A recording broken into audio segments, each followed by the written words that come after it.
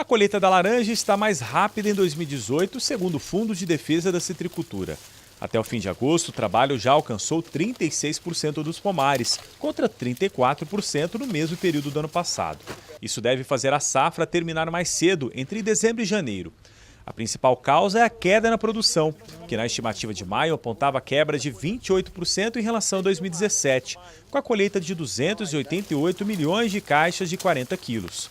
O novo levantamento divulgado em setembro mostra que a queda se acentuou em mais 5% e a safra pode ficar em 273 milhões de caixas. Segundo o Fundecitrus, essa quebra maior da safra de laranja foi provocada principalmente pela seca nos meses de maio, junho e julho.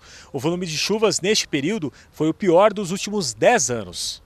A precipitação esperada nos 3 meses era de 100 milímetros, 24% abaixo da média histórica, mas o acumulado nas regiões produtoras foi 73% menor, em torno de 36 milímetros. Este pesquisador da Embrapa explica que o ciclo de desenvolvimento das plantas já estava comprometido desde a florada, também por causa da seca. Sem a chuva novamente, o período de enchimento foi prejudicado. A seca mais intensa do que o esperado no período do inverno, ela reduziu o potencial de crescimento dos frutos de laranja, né? Nessa fase, geralmente o fruto ainda é verde, ele necessita absorver água para poder se expandir, crescer, até atingir uma massa maior, e esse ano isso não ocorreu. Então isso explica porque houve uma revisão para baixo, porque o fruto cresceu aquém do que deveria, do que era esperado. Isso é comprovado nos números. Considerando todas as variedades, eram estimadas 256 unidades por caixa e agora são 270 frutos. A maior queda foi nas laranjas do tipo precoce. A redução da Hamelin, West e Rubi foi de 9%, com registro de aproximadamente 50 milhões de caixas, e outras precoces, índice negativo de 10%, com a produção de pouco mais de 14 milhões de caixas. A queda das precoces foi mais acentuada, né? Elas foram colhidas agora num período de extrema seca, né?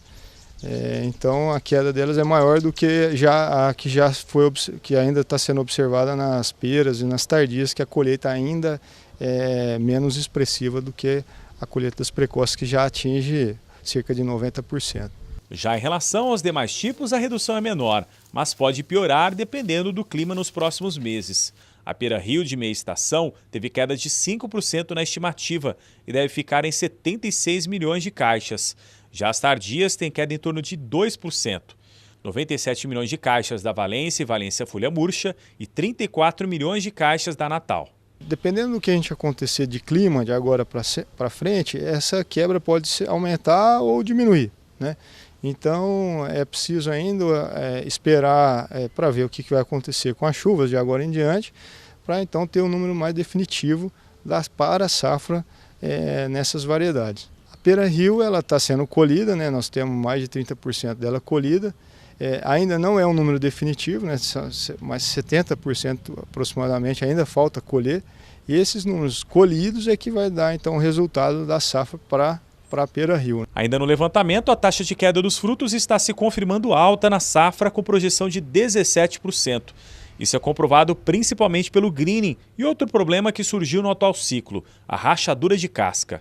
Esses frutos verdes imaturos, se eles se desenvolvem durante um período em que há deficiência hídrica, os seus tecidos se acomodam de tal maneira que não conseguem crescer depois, né? Falta tecido para poder crescer. Quando vem uma chuva abrupta e aquele fruto tende a expandir muito rapidamente, esse tecido vai romper, provocando essas rachaduras, porque o fruto não foi desenvolvido junto com a água, né? Crescendo devagar, paulatinamente. Então esse crescimento abrupto, com as chuvas abruptas, nos frutos que desenvolveram com seca, tendem a rachar, o que também por si só reduz ainda mais a quantidade de fruto que vai ser produzida. Para evitar que a instabilidade climática continue a interferir na produção de laranja, o pesquisador orienta os agricultores a investirem desde o início do plantio em mudas resistentes à seca.